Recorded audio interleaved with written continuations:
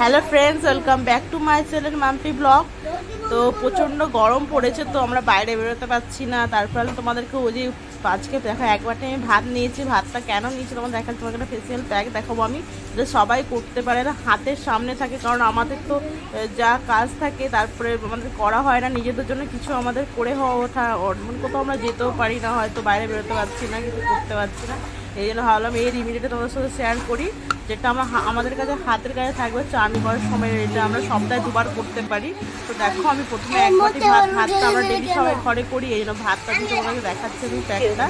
তো তোমরা রোজ সপ্তাহে দুবার করে তোমরা নিজেরা বুঝতে পারবে, স্কিনটা তোমাদের হাতে পায়ে মুখে সব তোমরা লাগাতে পারো।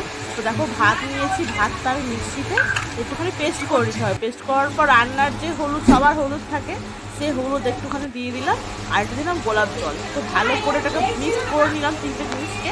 তারপরে আমার প্যাকটা দেখো রেডি হয়ে গেল। এবার আমি যেহেতু চান করতে যাবো, চান করার আগে লাগাতে পারো, চান করতে যাবো বলে চান করার আগে লাগিয়ে নিলাম। ভালো করে লাগিয়ে নিতে হবে, এটা মিশ্রণ শুকিয়ে এটাকে রেখে দিতে হবে।